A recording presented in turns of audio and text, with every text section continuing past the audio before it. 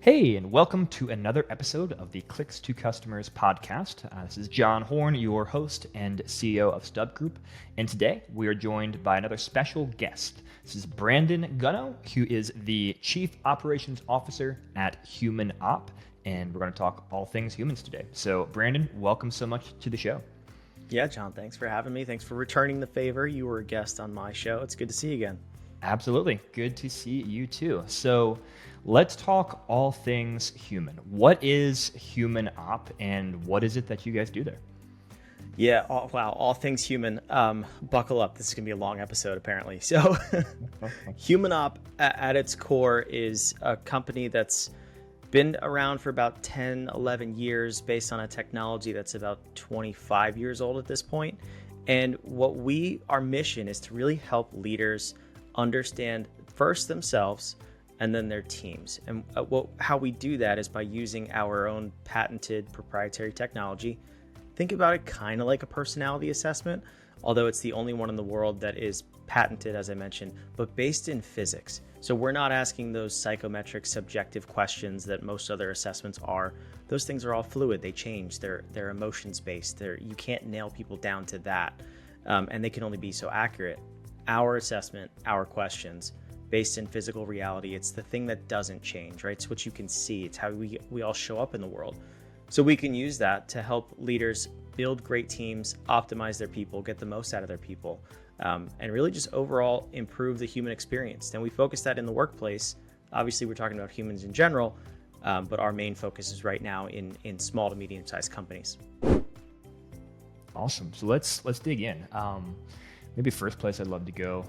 Can you share some examples of like what are the types of questions that you ask as part of this physics-based approach? Yeah, absolutely. And the first thing I'm going to say about this is, however you hear these questions, I promise you the answers are secure. Nobody has access to the answers. That's why we don't offend any ADA, DEI, HIPAA compliance issues. We are compliant across all channels. It's really just how the algorithm interprets those answers and builds your unique results. So that being said, some of the questions it's very simple. It's 87 questions. It takes you about 10 minutes. Some of them would be, what's the shape of your nose? And it's multiple selects. So you select which one applies. What's the color of your eyes? The shape of your jawline? Are you over or under 6 feet tall? What's the color of your hair? I don't know if I said that one yet, but we're asking about the physical makeup of how you present in the world. And what that does is actually two things. It helps us understand what you have access to, what traits you have access to, and then in what volumes you have access to them. And if there's 8 billion people on the planet, we will produce 8 billion unique results, because every human being is created different. Every human being looks different. That's how we can really use this from a scientific perspective. But the other thing it allows us to do is show when people are lying. It's actually a lie-proof test, because if you lie about your physicality, the rest of the answers will not align with that first section of the assessment. So a lot of the other assessments, you can kind of know where they're asking towards, and you can manipulate your answers accordingly. Ours, the questions are so confusing and they make no sense. Like the first time I took the assessment, I was like, there's no way I'm getting any accurate feedback based on these questions. And then I got the results and I was like, whoa, this thing peered deep inside my soul. So that being said, as long as you answer the physical questions accurately, the test cannot be manipulated, or if you try, you just show up as a toxic human being. And so I assume that's a part of the test is, hey, if you're lying on there, then that's an outcome in and of itself of, hey, there's concern here or issue here. What about a situation? So I'm trying to think of an example. Let's say, so I'm 6'1". Let's say that I am closer to 6 than 6'1", but that I like to go with the higher option. Is it going to pick up on something like that, where it's like, oh, it's not a lie, it's a rounding thing, but hey, they like to round these particular things, and so that's a part of the input, or is that not, does that not really factor into things? Yeah, it's a great question. And it's actually, we try to take that stuff out of the equation. So we're not asking you your exact height to the tenth of an inch. The specific question is, are you over 6 feet? I think for women, it's actually a little different. It might be 5'7", 5'8". Don't quote me on that. But so for men, it would say, are you over 6 feet? So if you're 6'1" or 6'1.5", there's no rounding issues. You are or you aren't. Mm-hmm. So that one's a yes or no answer. Got it. So less precise data input, at least for some questions, sometimes kind of a threshold over under type thing. Yeah, for stuff like that, for the the color of your hair, color of your eyes, again, it's gonna show. If you say, for example, I don't know if this is a video podcast, but if you answered that you have blonde hair, well, that's a lie. And the rest of the assessment will compound to show kind of that, again, the results will just say that you're not in an optimal state. We sometimes call that a toxic individual, depending on how severe the results are. And one of two things are going to happen.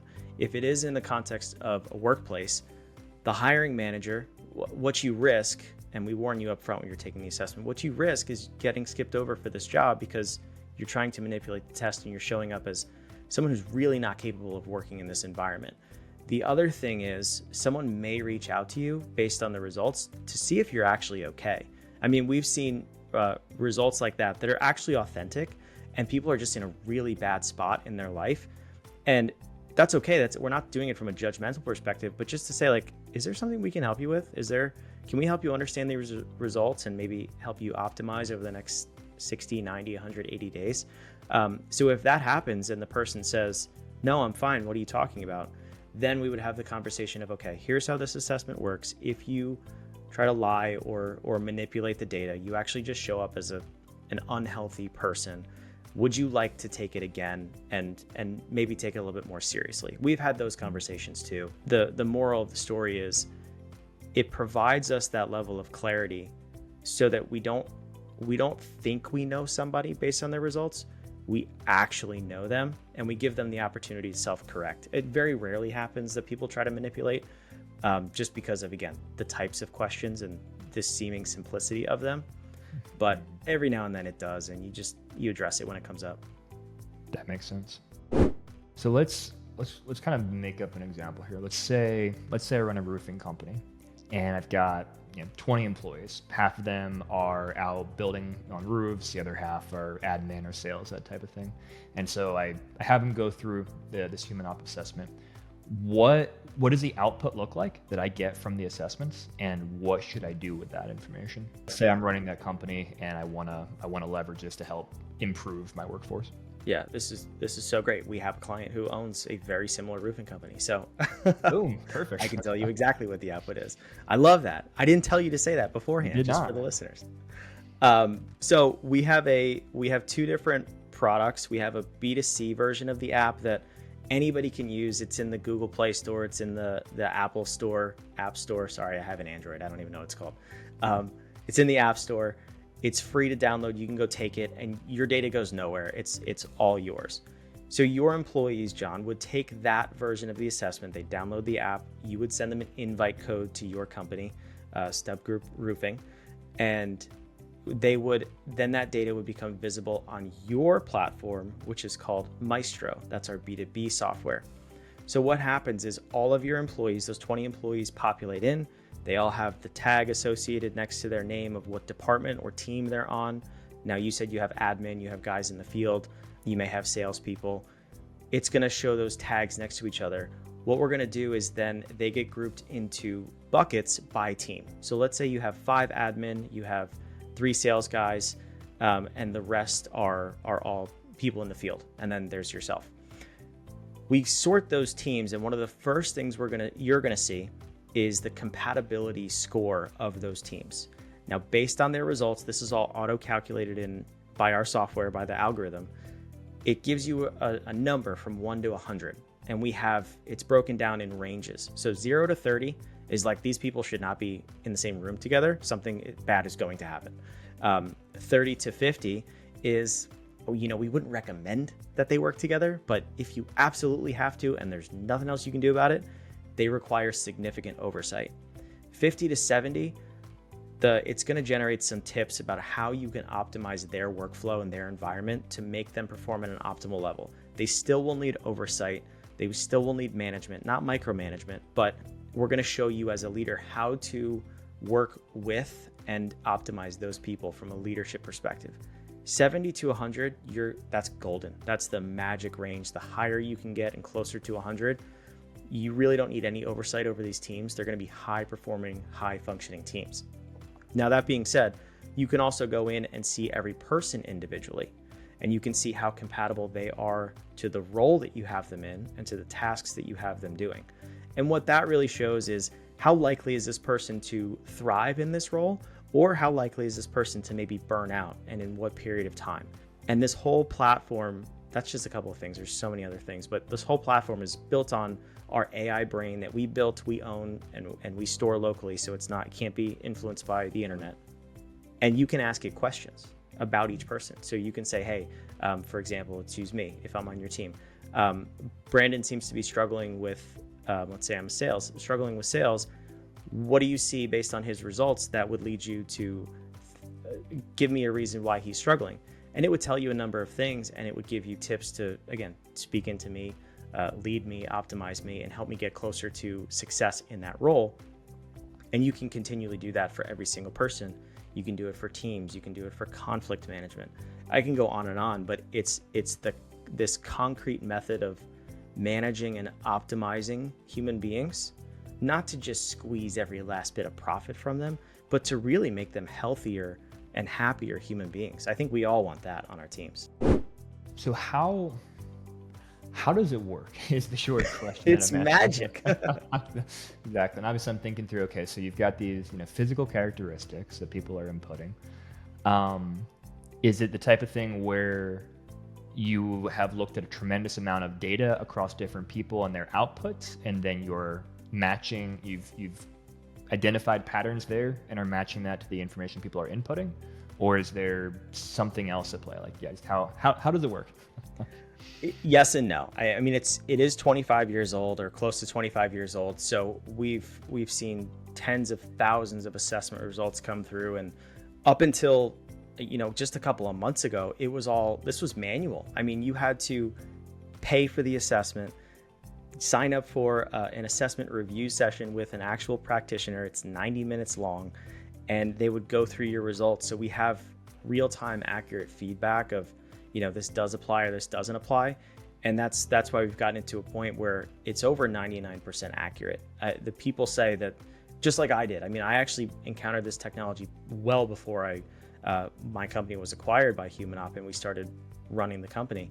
And I was like, this is the creepiest thing ever. It knows, based on these questions, it knows way too much about me that in some regards, I don't even know about me. So that is definitely part of it. But the founder, and we call her the discoverer. She calls herself that because she didn't create this. She actually discovered it. It's present in nature. And that's why we say it's based in physics, because it's everything that exists in this three-dimensional world. These patterns can be observed. Now, with some things, you don't have the behavior patterns. Like a car does not have behavior patterns, but it does have the traits. So humans, plants, animals, anything living does have behavior patterns and natural tendencies that are either in line or not in line with how they are naturally designed and how they naturally present. The example I like to use with this is, imagine, we'll go to cars for a second because it's super easy to visualize. What car do you drive actually, John? Tried and true Toyota Camry. Toyota Camry, beautiful. So let's give you three cars. We have the Toyota Camry, we have the Hummer, and we have the Ferrari. If these three cars were lined up in a row, you pretty much know which one's the fastest, am I right? Totally. It's the Hummer. No, I'm just kidding. And we also know which one's the most reliable off-road, and that's definitely the Hummer. And we know the one that's going to last forever, and that's the Toyota Camry. Great choice, by the way. I'm never going to knock that car. But these cars, they have certain features. The Ferrari, it's sharp, it's precise. You can just tell by looking at it. Even if you know nothing about cars, a 3-year-old could go up and visually see this is a performance machine versus this thing, this brick, is definitely going to be tough and it's going to go off-road. It is the same with human beings. Now, are we designed as starkly different as cars?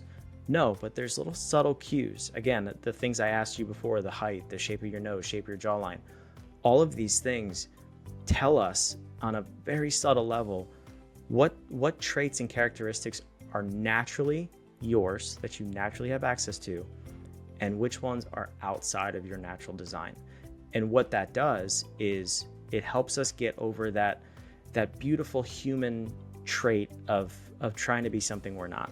The greatest thing about human beings that doesn't apply to animals is we can learn and do anything we want. There's almost nothing on the planet we can't learn to do. We can, if I'm 4'11", I could try to play basketball. Am I going to be the best? No, but I can do it. Should I do it? That's a totally different story. Yeah. But that's also our biggest downfall as human beings is we think we can adapt ourselves, and all we're doing is draining our energy, and we're operating at less than our maximum potential. So if we can just get in line and understand how are we designed, what are we best at, what's going to drain our energy, what's going to give us energy and help us perform, then we can start to get back to this center of just being at this optimal place of performance and peace. I love that. This is really, I've honestly never heard of this concept before of kind of this physics-based assessment. So it's very, very intriguing, kind of wrapping my head around it. I always like to try to stump systems. So let me ask this question. Let's go back to the hair color question. Okay. So let's say, my hair is brown, but I've dyed it blonde. And I'm not trying to lie. I'm not trying to trick the system. But ask me hair color. I might say blonde because right now it's blonde, or I might say brown because it's my natural hair color. Is that going to change the results at all? Or how does that kind of factor into things if there's a confusion in the mind of the person answering the questions? Yeah, another really good question. You know what I would love? I would love for you to take it and try to manipulate it, and I'll show you the different results because that would fascinate you. Yeah. But for that question in particular, the wording is, what is your natural hair color at the age of 21, I believe. So, even if you're 75 and you've gone gray, or like yourself, if you've dyed your hair at some point, it's whatever natural is at that point in time. And that's how we anchor in that question. So again, those things where it could be like, ooh, I've dyed it, or plastic surgery, for example, that's a very real thing. People have changed the shape of their face. We ask you, what's your natural jawline, the shape of your natural jawline, for that very reason. That's actually an interesting one. That is where people tend to show up the most toxic, because they will answer, let's say I got a nose job or jawline plastic surgery, and I've completely altered my visual appearance. When people, and this is outside of the assessment, when people encounter me, this technology is just revealing what human beings have experienced for all of human existence. We know these things by looking at them. So when they encounter me, they expect subconsciously and even unconsciously a certain behavior pattern from me. When I don't act in alignment with that, they think I'm being fake. How many times have we heard, for people who are, celebrities, they have plastic surgery, oh, they're just fake. That's kind of true. I mean, and I'm not knocking plastic surgery. I totally get it. Some people need it for reconstruction from trauma and injuries, and that's a very real thing. But if we don't understand, if you don't have a plastic surgeon that understands the visual appearance of a human being, there are things you can do with plastic surgery to still be in line with how that person was designed. And then there's things you can do that are just totally changing the shape of their face and their character. If you don't balance that fine line, the person will always show up as inauthentic, because the way they see themselves visually versus the way others expect them to appear are two drastically different things, and they almost always show up with toxic assessment results. It's very fascinating. That makes a lot of sense, and a lot of sense as well that it sounds like you've crafted the question in such a way to try to avoid confusion and make it very clear, what the correct answer should be to it. The other thing it does, which is also interesting, this happened one of the first couple of times I took the assessment, there's a question about what's the shape of your nose and how big are your eyes, for example. And I was like, I don't know. And I was asking one of our co-founders, who, again, this is before we were partnered up, and I was like, are my eyes big, or are they medium? Are they small? And he was like, I can't answer. I can't help you with that question. I'm like, why? I'm looking at you. Why can you not help me? And he said, there's an element to how well do you know yourself that goes into these answers that actually plays into the results. So if you don't know the way you look, that is actually very telling, and that will show in the results, versus someone not who's obsessed with their looks, but they're just aware of how they present in the world. It's part of that evolution of self that you need to just be aware of, and that's part of how this will help optimize you over the long term. Fascinating. Is this a tool that should be used during the hiring process? I am a huge advocate of that. It's baked into our Maestro platform. There's a whole hiring section. Our main focus, just to be fully transparent, is the post-hire. We want to help companies maintain and maximize and retain top-level talent. If you can do that, there's so many statistics about, if you can just extend an employee's lifespan by a half a year or 2 years, like what can that do for your bottom line? What can that do for your productivity and your culture? We absolutely want companies to retain the right people, but we also understand hiring is immensely important. I will make a bold statement here, and we can absolutely back this up. I'm not advocating for this. I'm just saying it's possible. You can hire somebody using this technology without ever seeing them or talking to them or looking at a resume. Wow. It is that accurate and that powerful. Now, we definitely want to make sure that they're qualified for the role and they want to be here, all of those things. They're in line with the mission, the vision, the core values of the company. So by no means am I advocating for that. But when you use this in combination with your traditional interview and screening process, let's say you have a pool of 100 applicants for a role, which is kind of average for a mid-sized company, especially one that's paying very well. That may be a small number. If you can take all 100 applicants, take their resumes, filter out anything you don't like, that's totally fine. I understand that. And then get them down to, let's say, 50 who are probably a really good fit for this role. If I can take those 50, run them through the assessment, and say, based on the results for the role you're hiring and the team, remember the compatibility score before, the team you're hiring them for and the company overall that you're hiring them for, here are the 2 candidates I think you should absolutely interview. Who wouldn't want to get rid of 48 interviews that are going to waste their time, but not only waste their time, confuse the decision. Yeah. And ultimately you may get the chances of picking the wrong person out of 50 versus out of 2 is way higher. And out of those 2, we've gotten to a point where there really is no wrong answer. It's just going to be which one at that point you resonate with the best. But that to me is so powerful that we can help the hiring and onboarding process take out time, take out wasted interviews. Your HR people are going to be happy, you're going to be happier, and ultimately you're going to hire somebody who's a great fit for this team. And that's incredibly valuable. Both, like you said, getting the right pick and not wasting the time on the 90% of people you're not going to eventually work with. Very cool. Like you mentioned earlier, with traditional personality-based tests, those change over time, or I should say the outputs change over time as people change over time. With this test, is it fair to say that if someone answers it at age 25 or 55, as long as they answer it truthfully, it should still have pretty much the same output? Or is there much that would change over time?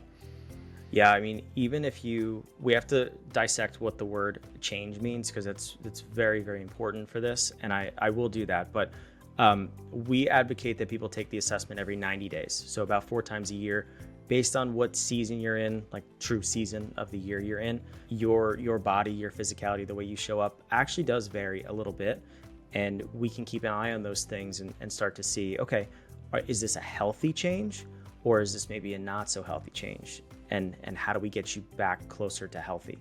So we're never trying to put you in a box. Again, the unique results for every human being. We want you to be in line with your vehicle in that particular season.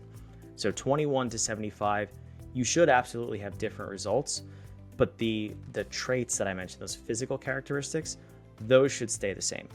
The volume or the amount you have access to them will change. Naturally, they decrease over time. As we you look at this with aging in human beings, in nature, in cars, again, things as they degrade over time, they get smaller, they shrink, maybe not cars so much, but anything that's living, plants, right? There's plants behind me, I see a plant behind you. As they age and they get ready to die, they will wilt, they will shrink back into their pot. Same thing with humans. We get smaller, we get frail, we get weaker. So you don't have as much physical access to those traits as you age, but the same traits do present. Now, when we talk about accuracy and change, the big assessment, all of the psychometric assessments, but if you look at the big five, the Myers-Briggs, the Enneagrams, DISC, Colby, Strength Finders, insert your favorite here. I'm not knocking them as far as their use. We're really comparing apples to oranges here. But when you look at how accurate they are and how much results change, if someone takes those assessments, let's say DISC, today, and they take it in 3 months, the core of their answers will change. So the way they're answering the subjective questions changes. That is where we have a problem, because it depends on what day of the week, what underwear they're wearing, how hot their coffee was in the morning. So many things could vary those answers. So if you look this stat up, it says they're only about 80% accurate. And what that means is about 80% of the answers stay consistent over time.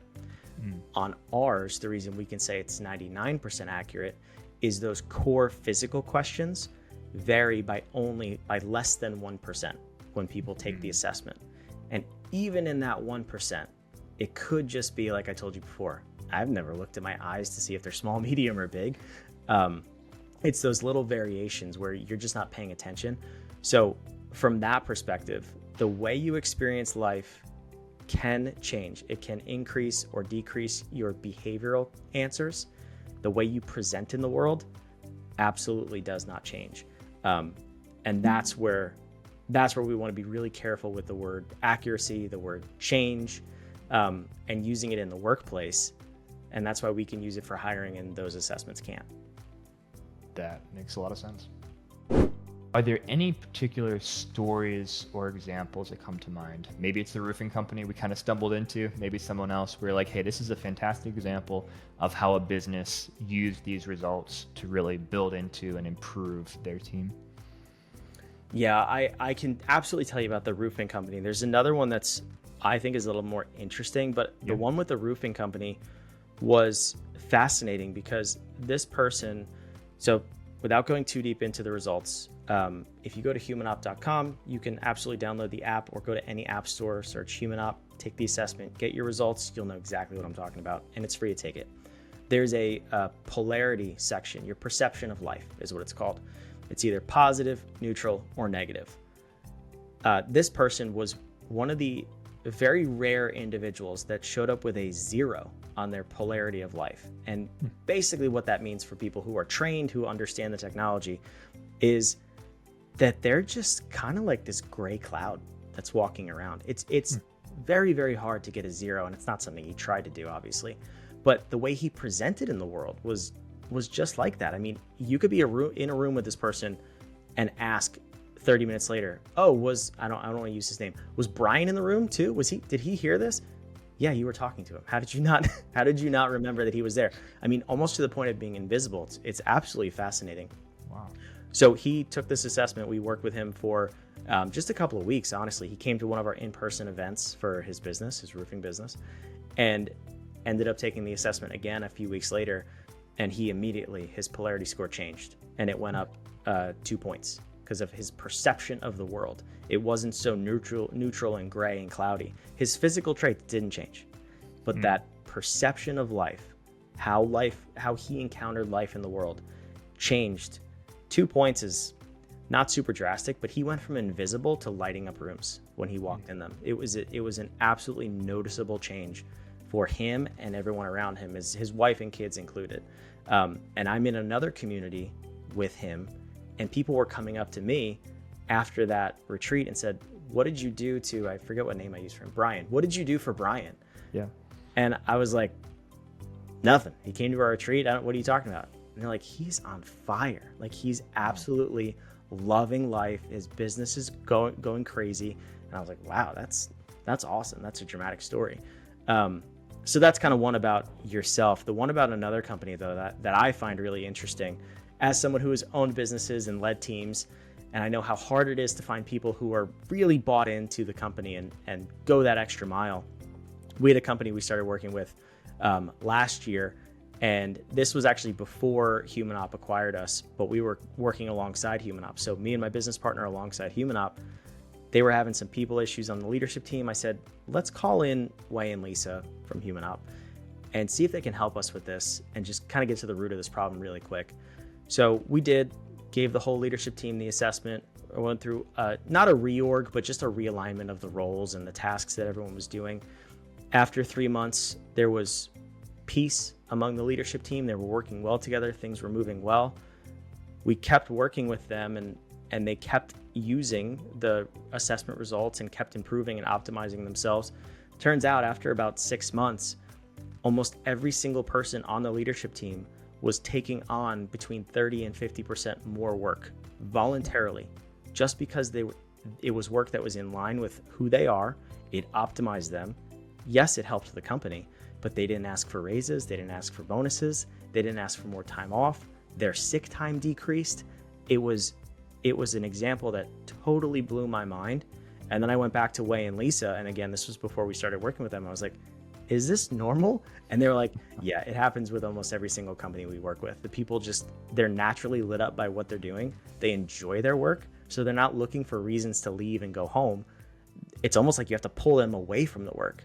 And I was like, that's insane. But I saw it real time firsthand, and we've seen that a number of times since then. So it's just an example of when you lead by wanting to take care of your people and doing the right thing, good things happen. But if you look the other way and say profit, performance, and output first, you're just going to burn out your people, and it's going to be bad news.